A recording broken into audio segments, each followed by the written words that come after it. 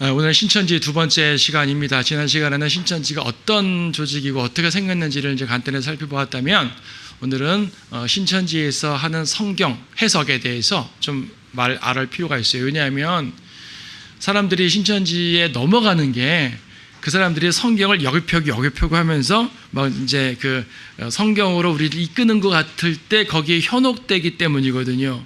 현혹되면 안 되는 거죠. 그 사람들이 성경을 해석할 때 허수가 되게 많아요. 근데 그걸 모른다는 얘기죠. 그래서 이 짧은 시간에 이 사람들의 교리를 다 다룰 수는 없는 것이고, 그 중에 가장 핵심적인 거, 사람들이 가장 많이 넘어가는 거, 이 부분들을 다룸으로써 저들의 주장이 왜 틀렸고 정말 성경은 이것을 말하는 것이구나, 이 진리를 알면 되는 거죠. 지난 시간에 말씀드렸던 것처럼 계시록만 제대로 공부하면 신천지 안 넘어가요. 계시록에서 시작된 이단이기 때문에. 근데 계시록 말고도 또 많은 얘기들 하니까 한번 보도록 하십시다. 오늘은 비유로 미혹하는 사이비, 그러니까 비유에서 비유풀이라고 보통 그러잖아요. 비유를 가지고 장난치는 거예요, 말하자면. 예수님은 진지하게 비유를 말씀하셨는데 이 비유를 가지고 오해를 하는 거죠. 자,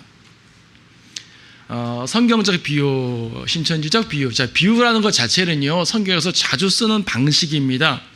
비유라는 것은 사전적 의미는 뭐냐면, 말하고자 하는 바를 비슷한 사물이나 어떤 현상에 빗대어서 표현하는 걸 비유라 그러죠. 그러니까 마치 이것처럼 나는 이렇다라고 말할 때 무엇인가 비교해서 말하는 거잖아요. 그렇죠? 저 사람은 강철처럼 강하다라고 말하면 강철이라는 사물에 빗대어서 저 사람이 강하다, 힘세다는 것을 비유해서 말하는 거잖아요. 그렇죠? 그렇게 보통 말합니다. 그래서 예수님의 비유를, 성경에서 비유를 사용할 때는 비유 자체는 중요한 게 아니라 비유를 통해서 말하고자 하는 바가 중요한 거예요. 자, 비유는 두 가지 개념으로 사용되는데요, 상징적 표현으로 사용하는 비유가 있고 실제적 사건을 활용한 비유가 있습니다. 예를 들어서 많은 비유가 있지만 마태복음 13장에 천국 비유가 나오죠. 천국은 뭐와 같으니 라고 하면서 누룩 얘기도 하고 씨 뿌리는 자 얘기도 하고 겨자씨 얘기도 하고 하잖아요. 다 상징물들이에요. 여기서 겨자씨가 무엇이며, 여기서 씨가 무엇이며, 여기서 밭이 무엇이며, 각각 해석을 해야지 풀리는 게 이런 상징적 표현으로 하는 비유고, 또 이런 비유들은 실제 사건으로 말하는 게 아니죠. 주님이 이제 어떤 이야기를 만들어서 하시는 거죠. 그래서 허구적 성격의 비유라고도 표현합니다. 근데 허구라고 말하면 뭔가 거짓말 같으니까 그런 표현 쓰지 않고 상징적 표현으로 하는 비유라고 표현해 봤어요. 그런가 하면 실제 사건, 이제 이 출애굽 사건 같은 거, 여기 시편 78편 같은 경우 보게 되면, 이건 좀 이따가 이제 다시 더 보겠지만, 시편 78편에 보게 되면요, 78편 2절에 내가 입을 열어 한 비유로 난해한 옛말들을 말하리니, 비유. 여기서 비유라 그러니까 여기서 무슨 비유를 하나? 비유를 막 찾으려고 그래요. 근데 그게 아니라 12절부터 쭉 이어진 내용 보게 되면은 출애굽 사건을 말하는 거예요. 하나님께서 이집트에서 어떻게 행하셨다, 어떻게 이집트를 무너뜨리셨다, 징계하셨다, 재앙을 주셨다, 어떻게 이스라엘을 홍해 건너서 이끄셨다, 이런 역사적 사건, 이런 역사적 사건을 하신 이유는 뭐냐면, 과거 역사적 사건을 통해 교훈을 얻으라는 거죠. 아니, 과거 역사적 사건이 그게 왜 비유예요? 근데 비유라고 말하죠. 우리가 비유라고 말하면 어떤 우화 같은 거, 허구의 동물, 사물 이런 거 생각하는데, 그것이 아니라 역사적 사실도 비유로 활용이 돼요. 이게 왜 비유죠? 과거에 너희 조상들이 이렇게 주님의 은혜를 받으면서도 범죄했다. 여러분들은 그러지 마시오. 그렇죠? 과거 사건을 말하면서 앞으로 닥칠 상황들을 말해주는 거예요. 교훈을 주는 거죠. 예언까지 나가기도 합니다. 그래서 이런 비유들은요, 예언이나 교훈에 활용이 되죠. 지금 시편 78편은요, 좀 길어서 다 보진 않겠지만 쭉 읽어보게 되면 출애굽한 내용들, 가나안 땅에 정착한 내용들, 이런 내용들이요, 하나도 어려울 게 없어요. 여기서 포도나무가 무엇을 말할까, 여기서 홍해가 무엇을 말할까, 따질 게 없어요. 그냥 홍해를 건넌 거예요, 그냥. 그렇죠? 건넌 거고, 여기서 광야가 무슨 뜻이지? 아니요, 광야를 통과한 거예요, 그냥. 그 상황을 통해 교훈을 주는 거죠. 이런 걸 비유라고 말합니다. 그런가 하면 천국 비유 같은 경우는 여기서 밭이 무엇인지, 새가 무엇인지 설명이 필요한 거예요. 그래서 비유라고 해도 다 똑같은 비유가 아니라는 것을 우리가 이해를 할 수가 있습니다. 상징적 비유라 그랬을 때 상징적 표현을 다 해석해야 되는 거 아니에요. 예수님의 이런 비유도 있죠. 선한 사마리아인의 비유 말할 때 이제 그 사마리아인이 강도된 사람을 이제 구해가지고 여관방에 이제 데려다 주고 이제 동전 2입을 주고요. 내가 동전으로 이가 부족하면 돌아올 때 더 주겠어라고 말합니다. 이것이 비유거든요. 이 비유에서 뭘 말하는 것인가? 주님께서는 간단 명료하셔요. 누가 이웃이냐 이걸 말하는 비유였거든요. 사람들은 여기 하나하나를 다 따지는 거예요. 동전 2입이 무엇을 말하는 것인가? 신약과 구약이다 등등. 그럴 필요 없다는 얘기죠. 상징적 표현이라고 모두 해석해야 되는 건 아니에요. 비유에는 목적이고 그 목적에 맞는 해석을 하면 돼요. 그런가 하면 해석을 한다고 할 때 해석 자체는 본문 안에 있어요. 마태복음 13장 보게 되면 요 두 구절이 지금 오늘 강의의 핵심이 되니까 요 두 개를 제가 미리 말씀드리는 거예요. 마태복음 13장에 보게 되면 지금 예수님이 첫 번째 비유가 씨 뿌리는 자의 비유입니다. 그래서 4가지 밭이 나오고요. 길가에 뿌려진 씨, 뭐 돌자가 뿌려진 씨 나오잖아요. 이때 13장 4절 씨를 뿌렸는데 어떤 씨는 길가에 떨어지니 새들이 와서 먹어버렸고 새가 먹었다고 그러죠. 그리고 이 새가 뭐냐? 라고 말할 때 19절에서 주님이 이 비유를 직접 해석해 주셔요. 주님이 직접 해석해 주시니까 이 비유는 어려운 게 아니에요. 해석해 주시니까. 누구든지 왕국의 말씀을 듣고 깨닫지 못할 때는 악한 자가 와서 그 사람의 마음에 뿌려놓은 것을 빼앗아가나니 그랬죠. 새가 뭐예요? 악한 자, 마귀예요. 마귀들을 말하는 거예요. 그러면은 32절에서 겨자씨 비유에서 겨자씨가 나무가 됐습니다. 그것은 참으로 모든 씨 중에서 가장 작지만 자라나서 푸송기 중에서 가장 커지고 나무가 되면 공중에 새들이 와서 그까지 뒤에 깃들으니라. 여기서 새가 무엇일까? 하면은 새 자체는 뭐 비둘기도 새고 까마귀도 새고 좋은 새도 있고 나쁜 새도 있단 말이에요. 새로가 다 통일될 수는 없습니다. 근데 요 13장 문맥에서 보니까 앞에서 새가 뭐였어요? 마귀였잖아요. 그래서 여기서도 이 뭔지 모르지만 겨자씨가 이상하게 성장해 버렸을 때 나무가 큰 나무가 됐는데 새들이 깃들이는구나, 뭔가 잘못된 일이 벌어지는구나라고 부정적으로 알 수가 있죠. 자체에서 해석이 되잖아요, 그렇죠? 신천지는 이 새들을 성령이라고 해석합니다. 성령이 깃든다 그래요. 또 성령들이라는 표현까지 있어요. 자, 해석은 본문 안에 있는데 이 사람들은 해석을 비유를 막 연결시켜서 이상한 해석들을 만들어냅니다. 그래서요, 신천지 사람들은요, 비유가 아닌 명백한 말씀도 비유화시켜요. 좀 이따 보겠지만 선악과, 생명나무. 선악과는 문자 그대로 나무거든요. 이 나무가 무엇인가? 그래서 뭔가를 말하는 것이죠. 성경에 나오는 나무라는 단어를 다 찾아가지고 뭔가를 꿰어내요. 구슬을 꿰듯이. 구슬을 잘 꿰면 좋은데 엉뚱하게 꿰게 되는 거죠. 비유에 비유를 연결시켜서 엉뚱한 결론을 도출하는 게 신천지입니다. 자, 예를 들어보도록 하겠습니다. 좀 전에 우리 시편 78편 2절을 보았죠. 자, 옛 비밀한 것들을 자 신천지신 논리로 설명합니다. 여러분 신천지 강사가 말하는 거로 생각하고 들어보세요. 지금 자, 성경은 비유입니다. 옛 비밀한 것을 비유를 통해 후대에 전달한다고 시편에서 말씀하셨습니다. 그리고 예수님께서 그 옛 비밀한 것을 비유로 말씀하셨는데 그 옛 비밀한 것이 무엇이냐면 바로 천국의 비밀입니다. 그래서 천국의 비밀을 비유로 말씀하셨습니다. 비유 맞죠? 근데 초림 때는 예수님께서 비밀로 말씀하셨어요. 예수님이 비유를 말씀하셨어요. 왜냐하면 예수님께서 비유로 말씀하지 않고는 다른 말씀하지 않으셨다는 표현도 나오거든요. 주님 비유로 많이 말씀하셨다는 말이 나와요, 성경에. 초림 때는 비유로 말씀하셨고 오늘날은 실상으로 밝혀줍니다. 요한복음 16장 보게 되면 그때에는 밝게 할 것이요라는 표현이 나오거든요. 이 그때가 바로 계시록이 열리는 지금 시대입니다. 초림 때 비유로 말씀하신 이유는 대적자들이 깨닫지 못하도록 은밀하게 제자들에게만 말씀하신 것입니다. 지금 실상으로 알리는 이유는 계시록이 이루어지고 있기 때문입니다. 자, 이것이 신천지 강사가 말한 그대로 말한 논리예요. 자, 논리가 1, 2, 3, 4로 발전됐어요. 여러분 어디에서부터 걸립니까? 자, 시편 78편을 읽어주면서 비유를 통해 옛날에 말했다 그러니까 성경에 나오니까 그런 줄 알죠.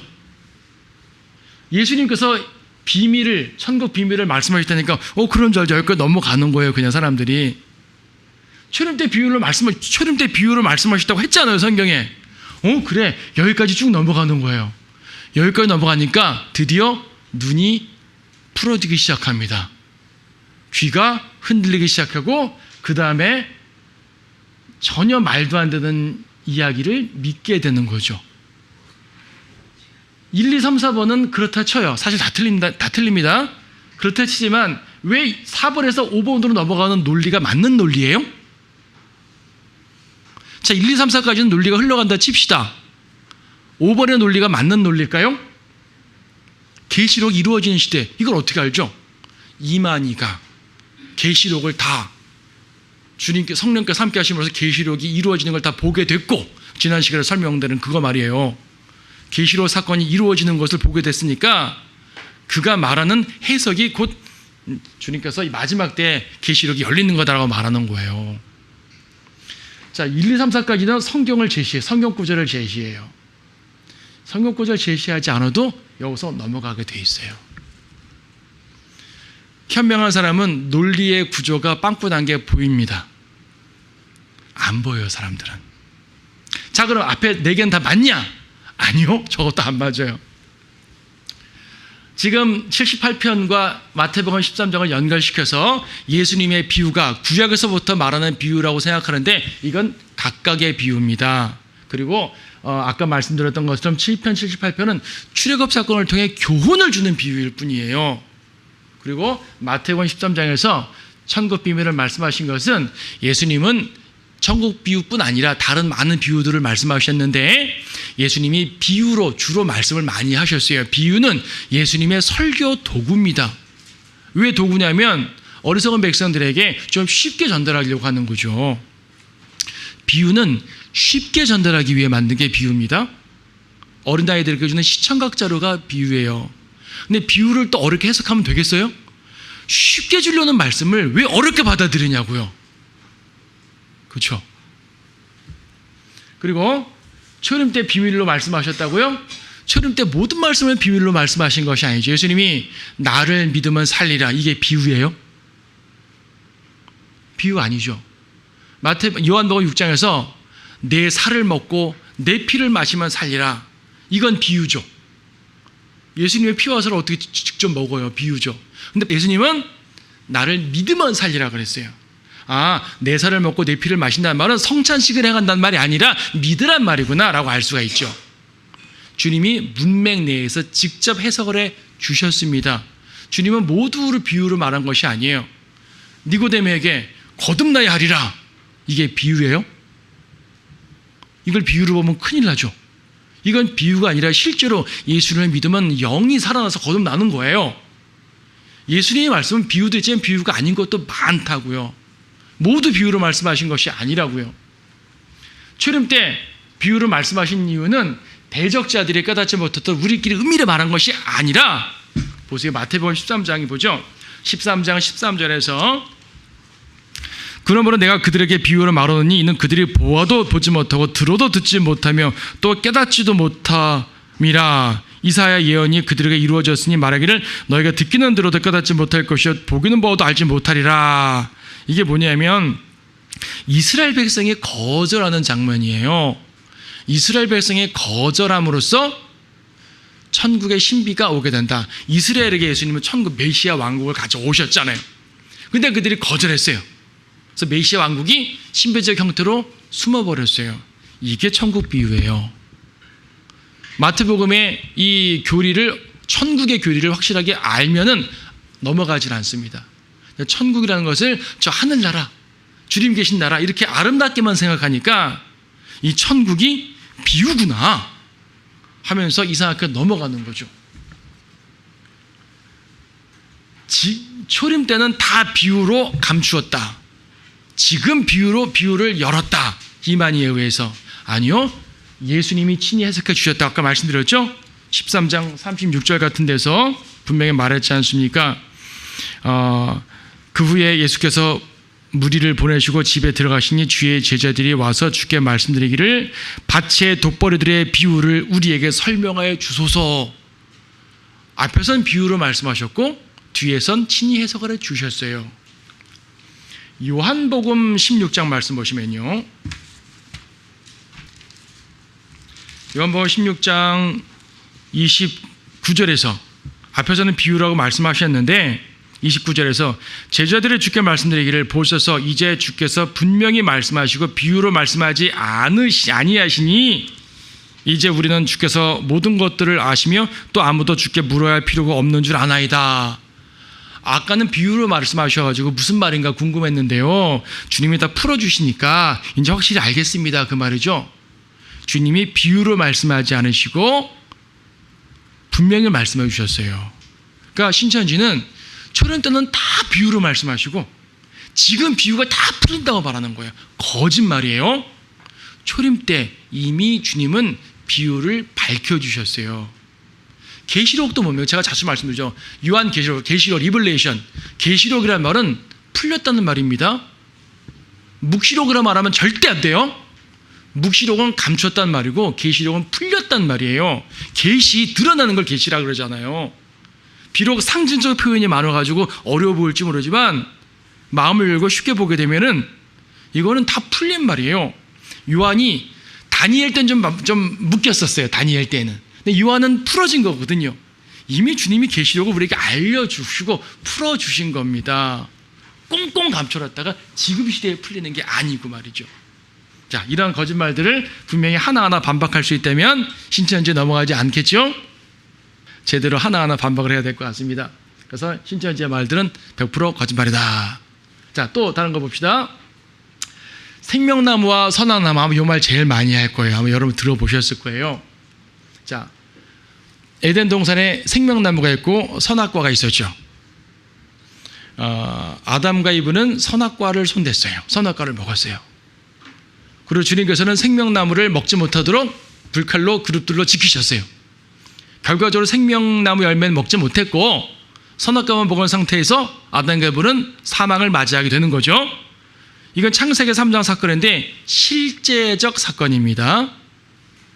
이걸 실제로 믿지 않는 거죠. 그분들은 비유다. 자, 이 비유를 말을 또 어떻게 보냐면 성경에서 나무라고 말할 때 나무가 사람을 가리킬 때가 꽤 많아요. 다니엘 4장 예를 들었는데 안 찾으셔도 돼요. 다니엘 4장 보게 되면 느부갓네살 왕이 큰 나무에 꿈을 꿉니다. 나무가 커다랗게 됐는데 나무가 밑둥이 잘려버려요. 이걸 가지고 다니엘이 해석해줌에 있어서 이것은 왕 당신입니다라고 말해요. 당신이 이렇게 번성하다가 잘립니다. 잘려서 7년 동안 짐승처럼 있다가 7년 후에 회복됩니다. 이게 이 환상 해석인데 이 경우에 있어서 나무를 말할 때 왕 당신입니다라고 말하죠. 그러면 나무가 사람이잖아요. 그렇죠? 마가복음 8장 24절 보게 되면 예수님이 소경을 고쳐주셨는데 소경이 뭐라고 하냐면은 사람들이 나무와 같고 걸어다니는 것처럼 보입니다라고 말하죠. 사람이 나무 같다 그래요.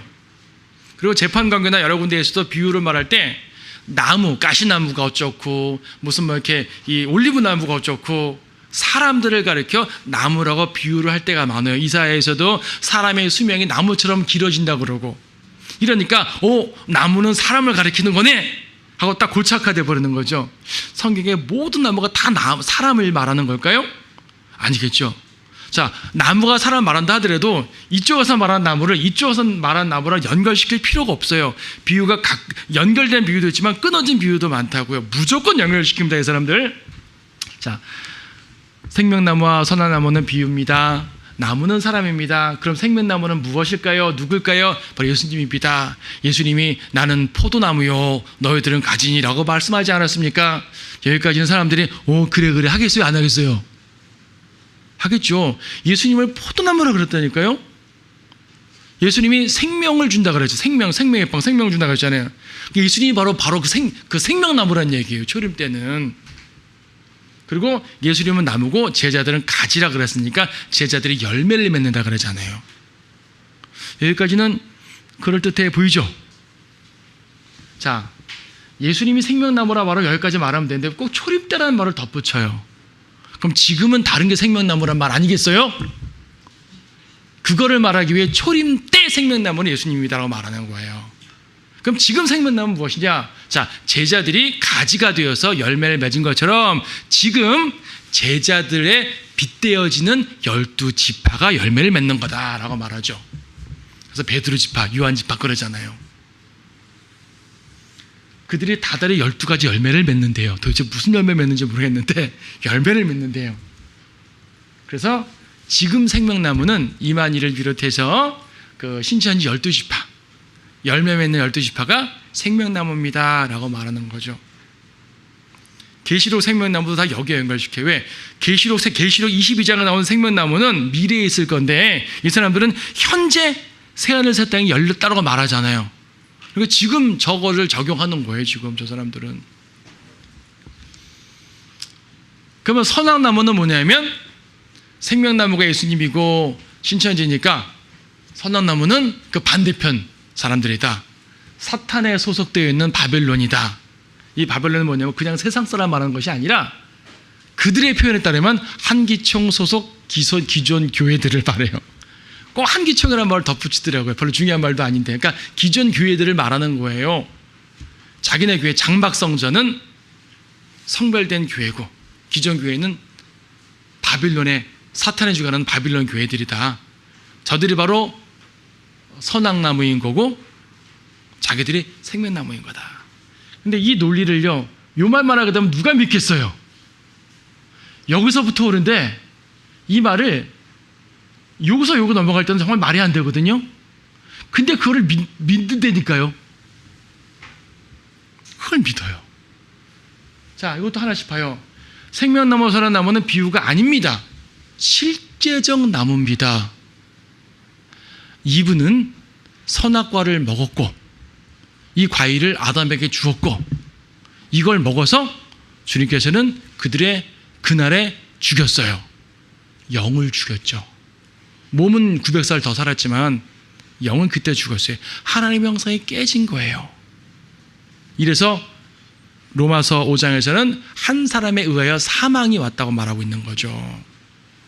자, 비유가 아닙니다. 실제적 나무입니다. 그래서 생명나무를 이 그 그룹들을 통해 두루두는 불칼을 가지고 지켰다 그랬잖아요. 예수님이면 왜 지켜요? 그렇죠?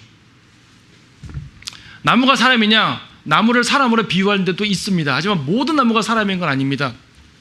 시편 80편에 보게 되면 이스라엘 자체를 나무라고 말하기도 해요. 시편 80편 8절에 보게 되면은 주께서는 이집트에서 포도나무 한 그루를 가져오셔서 이방을 내어줘 주시고 그 포도나무를 심으셨나이다. 이스라엘을 이집트에서 이끌어내신 걸 말하는 거예요. 그래서 이스라엘을 포도나무로도 비유하고 올리브나무로도 비유하고 가시나무로도 비유하고 이스라엘을 무화과 나무를 비유하고 다양하게 비유를 하죠. 마태복음 24장에서는 이스라엘 민족을 무화과 나무로 비유합니다. 그러니까 이제 이 나무를 다 사람으로 여길 필요도 없다는 걸 아셔야 되는 거고요. 초림 때 예수님 생명나무, 여러분 예수님이 생명나무라니까 아무 의심 없이 받아들이시나요? 예수님은 생명나무라고 말씀하신 적이 없어요. 포도나무라고 말씀하셨죠. 생명의 빵이라고 말씀하셨죠. 생수를 주시는 분이라고 말씀하셨죠. 그 말이 그 말 아닙니까? 아니요, 달라요. 명확히 해야 돼요. 그렇죠? 뭐 결과적으로 예수님 믿으면 생명 얻으니까 생명나무라고 말할 수 있습니다. 말할 수 있지 않습니까? 영적으로 통해서 말한다 칩시다. 교리를 말할 때 그렇게 말하면 안 되는 거예요. 교리를 말할 때 분명히 말해야 되는 거예요. 그리고 아까 말한 것처럼 예수님은 생명을 주시는 분은 맞지만 왜 꼭 초림때라는 말을 붙입니까?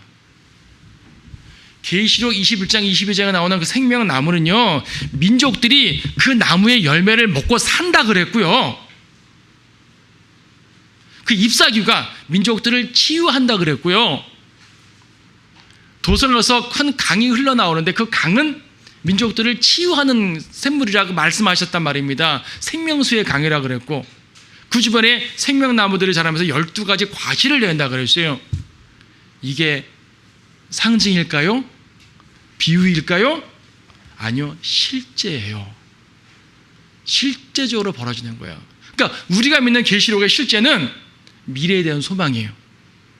주님께서 오시면 우리는 하늘나라도 하는 거고 다시 땅으로 내려오는 거고 통치도 하는 것이고 영원히 다스리는 것이고, 그렇죠? 이것이 주님 안에서 갖고 있는 우리의 놀라운 비전이라고요.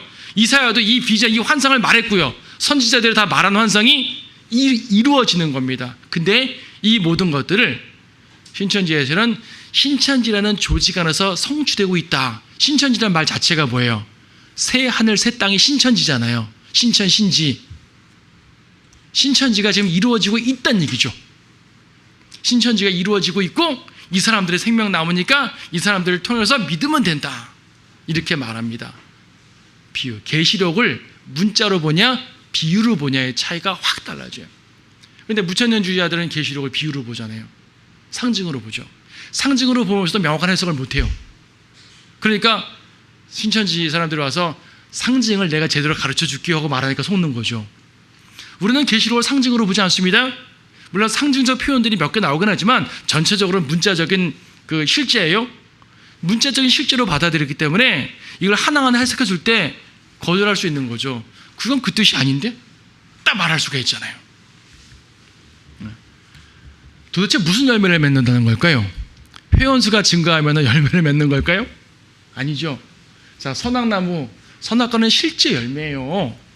그리고 생명나무는 에덴 동산에서 발견되고 잠언에서 교훈적으로 한번 언급되지만은 계시록에서 실제적인 나무로 등장을 해요. 에덴에서 주님께서 먹지 못하도록 감춘 것을 드러내주는 거 이제는 먹으라고. 그런데 선악과는요, 창세기 3장 이후로 등장하지를 않아요. 등장 안 하죠. 계시록에 선악과 안 나옵니다. 필요 없어진 거죠. 그렇죠. 그래서 이렇게 나무를, 선악과를 사람을 나무로 비유한다는 그 비유를 생명나무, 선악나무로 적용하는 것 자체가 잘못된 적용이죠. 실제적 사건을 비유로 적용하게 되면 큰일 납니다. 그래서 이것도 틀렸습니다. 하나 더 봅니다.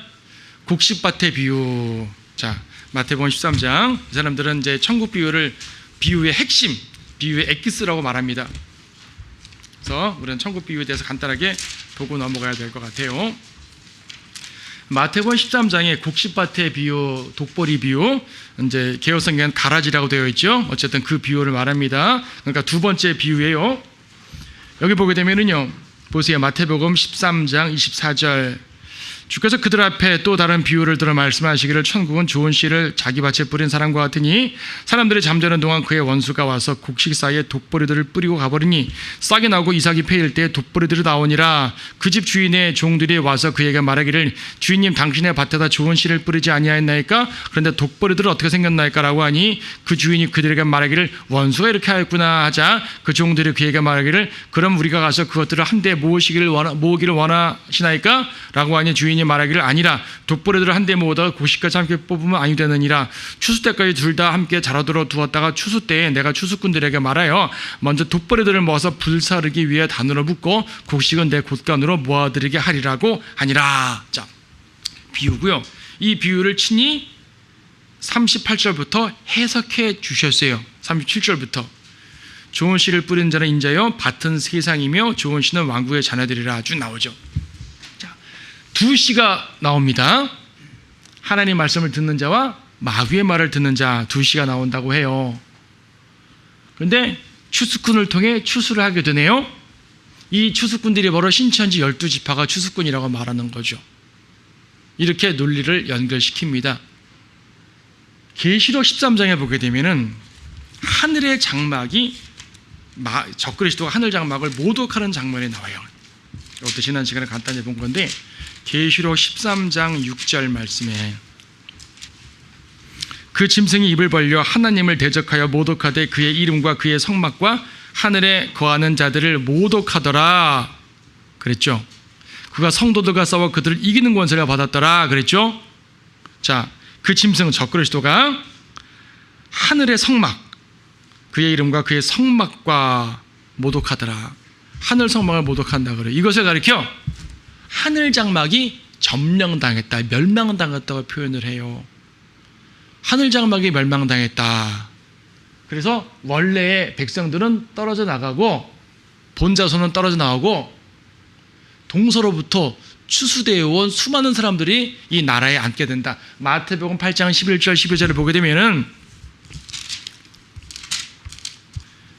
또 내가 너에게 말하노니 많은 사람들이 동과 서에서 와서 아브라함과 이삭과 야곱과 더불어 천국에 앉으려니와 그 왕국의 자녀들은 바깥 흑암에 던져져서 거기서 울며 이를 갖고 있을 것이라. 원래 왕국의 자녀들은 떨어져 나가는데 동서로부터 많은 사람들이 와서 천국에 앉는데요. 이거를 하늘 장막이 무너졌기 때문에 추수되어 온 많은 자들이 천국에 앉게 된다라고 논리를 펼치게 돼요. 자, 성경을 전혀 모르는 사람은 그렇게 해석할 수, 그렇게 고개를 끄덕일 수가 있겠죠.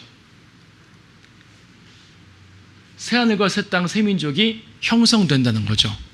이 동서로부터 오는 많은 사람들이 천국에 앉는 것인데 그들이 곧 온 땅에서 몰려옴으로써 새하늘, 새 땅, 새 민족을 형성한다. 바로 신천지가 추수권이라는 얘기예요. 그래서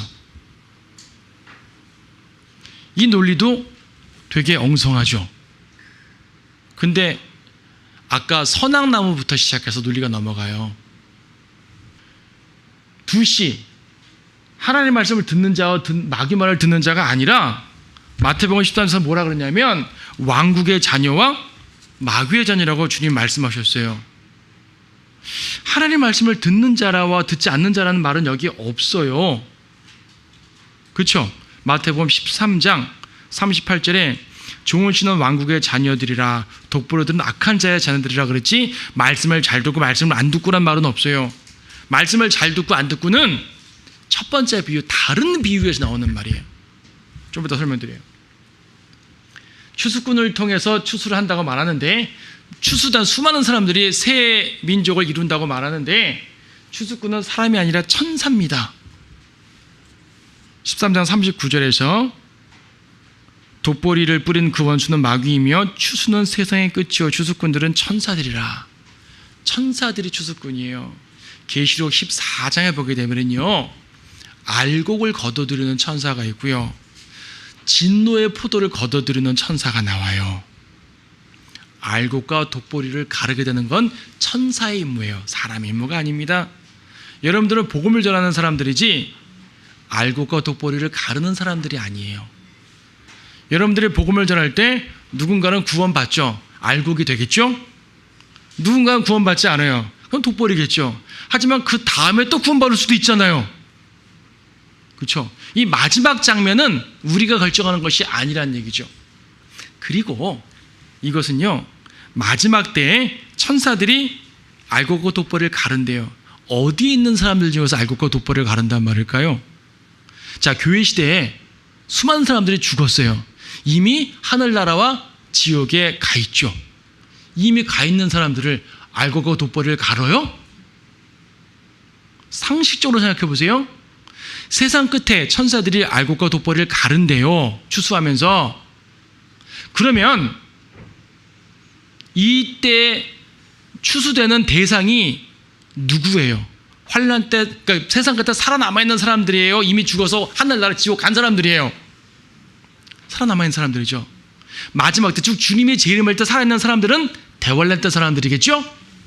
대환란 때 사람들에게 하는 말이에요. 이 말은 우리한테 하는 말 아니라고요. 우리한테 영적으로 적용한다 하더라도 우리는 이미 하늘에 올라간 사람들이고 믿지 않으면 지옥 가는 사람들이지 천사들에 의해서 또 추수될 사람들이 아닌 거죠. 계시록 14, 16장은 대환란 때 사건을 말하는 겁니다. 그래서 천사가 추수하고 주님이 이제 그 알곡 독보리로 가르게 되는 것이겠죠. 예. 하늘 장막이 멸망당해요. 아까 계시록 13장에서 어디 멸망당한다고 나와 있어요? 짐승이 하늘의 성막을 모독한다 그랬죠. 모독하죠. 하늘을 보고 모독하는 거예요. 다니엘 7장 8장도 하나님을 향해 큰 모독하는 말을 한다 그랬어요. 적그리스도가. 그리고 그의 성도들, 그의 백성들 7절에 그가 성도들과 싸워 이기는데 이 성도들 누구냐면 하늘에 있는 성도들과 싸운단 말이 아닐 거 아니겠어요. 땅에 남아있는 환난 성도와 싸우는 겁니다. 그렇죠? 하늘에 있는 것이 왜 멸망당해요? 하나님이 계신 하늘이 왜 정복당해요? 그들은 여기서 말하는 하늘은 저 하늘이 아니라 교회를 하늘이라 말한다 이거예요. 근데 교회가 정복당했다는 얘기죠. 지난주에 말한 것처럼 이재열 장막성전 정복당한다는 얘기. 유재열인가 이재열인가요? 유재열, 예, 정복당했다. 그렇게 해서 해석을 합니다.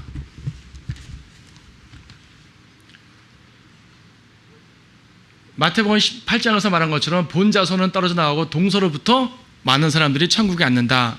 이 말은요, 로마서 8장 11장에서 말한 것처럼 이스라엘의 일부가 떨어져 나오고 이방인들이 구원받는다는 말입니다. 성경 교리를 모르면 속게 되어 있어요.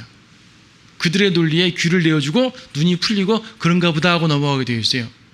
이거 하나하나를 다 반박할 수 있어야 돼요. 그건 그 뜻이 아니야. 그건 그 뜻이 아니야. 그건 그 뜻이 아닙니다. 하나하나 하게 되면 꼼짝 못하는 거예요. 쳐들어올 수가 없죠.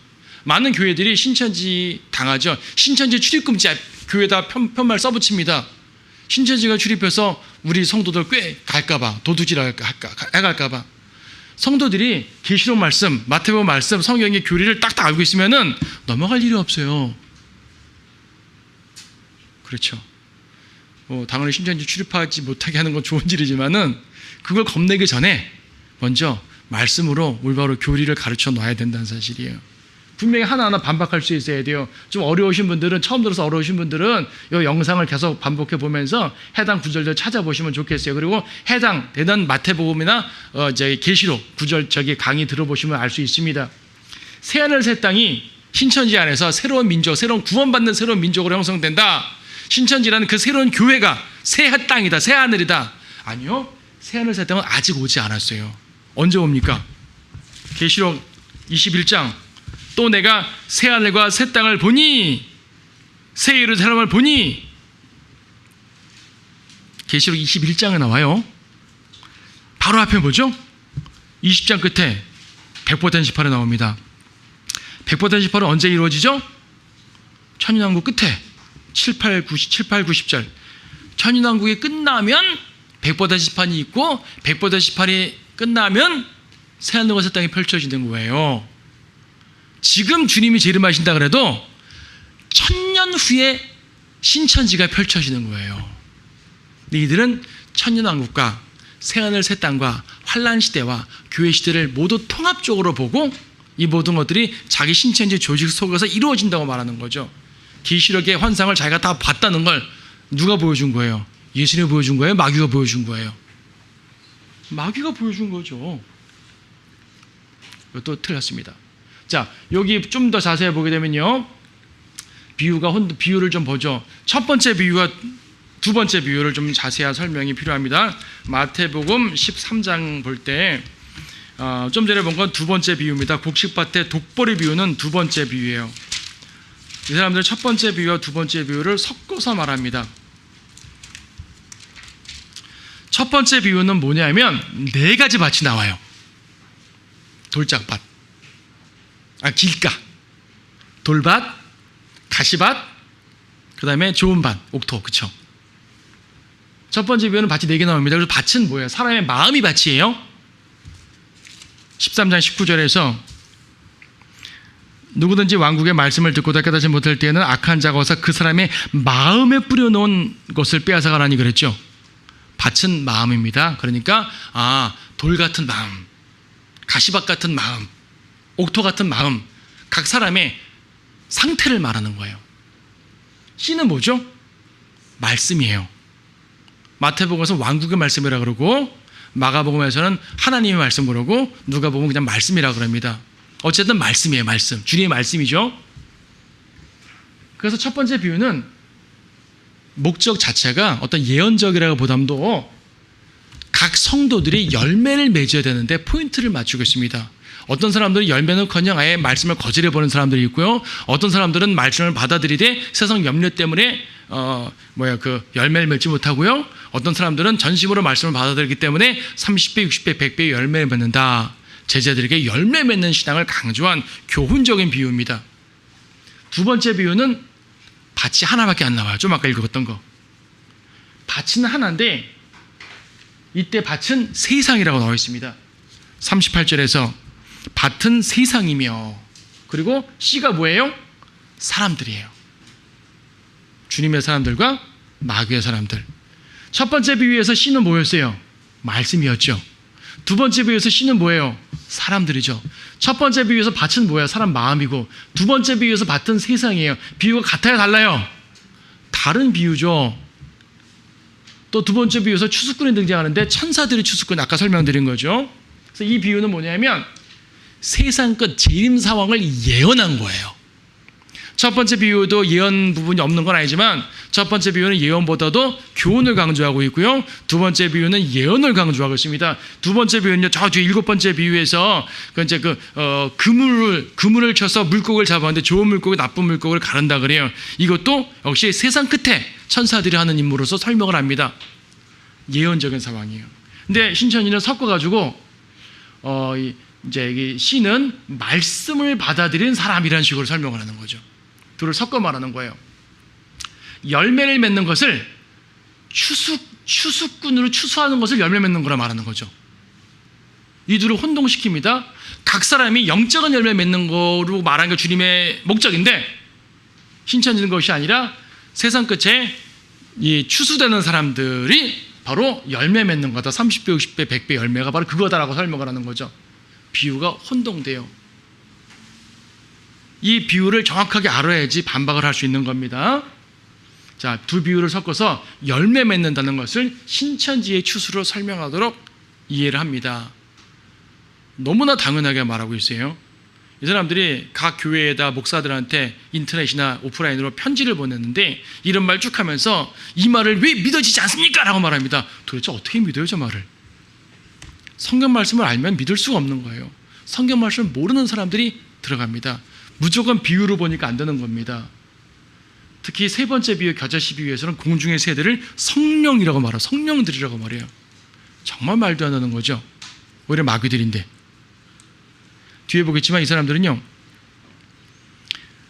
먼저 죽은 순교자들의 영들, 하늘에 있는 순교자들의 영들이 살아있는 육신과 결합한대요. 이것을 천상의 결혼이라고 표현을 써요. 천상의 영들과 살아있는 자들이 결혼을 하게 되는데 이것이고 첫째 부활입니다. 이렇게 부활한 사람들이 신천지에서 살게 됩니다. 라고 말해요.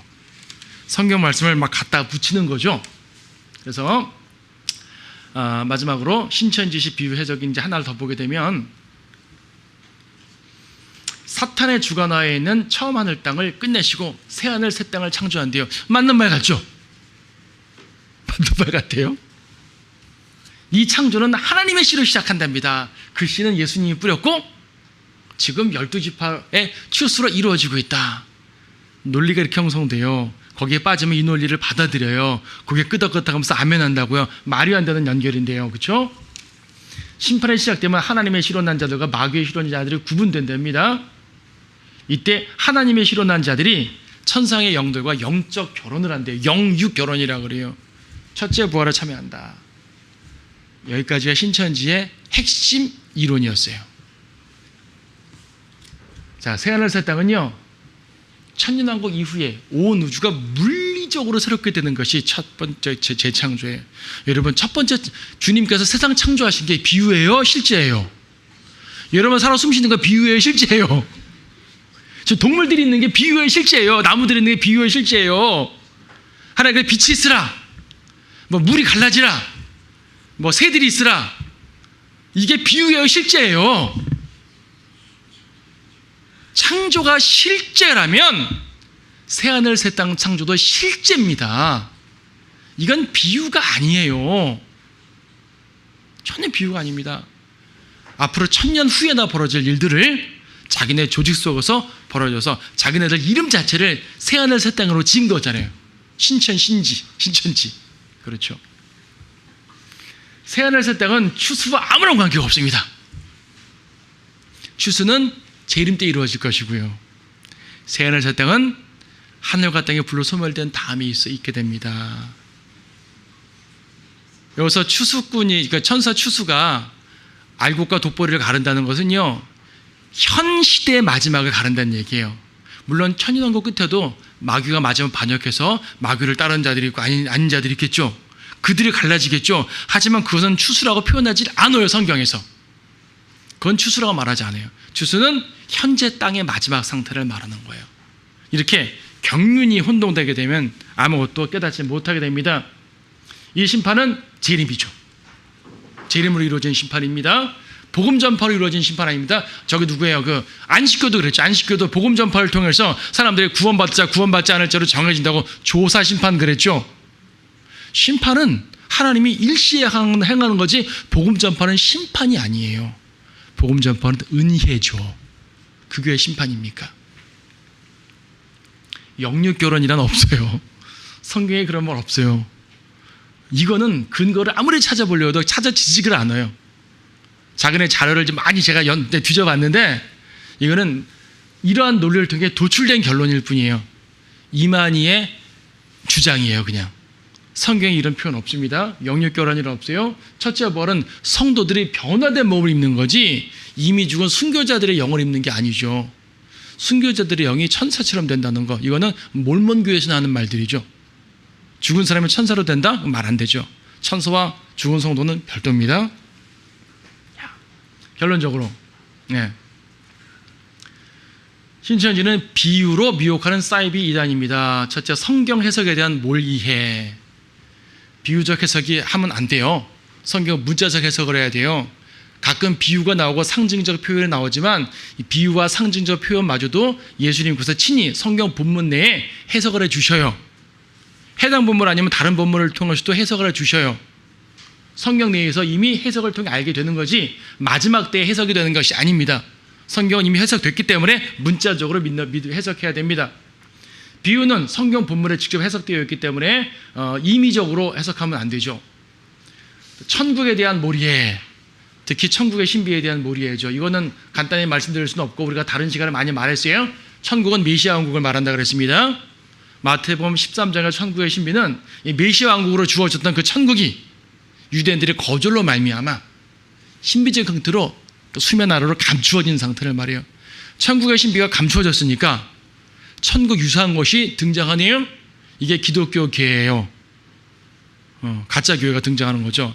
교회 시대에 펼쳐질 이런 이상한 일들, 이것이 바로 천국의 신비라고 마태복음 13장에 말씀해 주신 겁니다. 마태복음을 이해하지 못하면 알 수 없는 내용이겠죠. 마지막으로 계시록에 대한 몰이해. 대환란과 천인왕과 영원세계에 대한 개념도 없어요. 시대적 구분도 못해요. 적어도 무천년주의자들은 환란시대와 왕국시대와 교회시대는 구분 못해도 영원시대는 구분해요. 너희들은 영원시대도 구분하지 못해요. 계시록의 핵심인, 여기 신천지의 교리를 보게 되면 계시록의 핵심인 예수님은 쏙 빠져 있어요. 예수님은 없고 추수꾼 신도들만 등장합니다.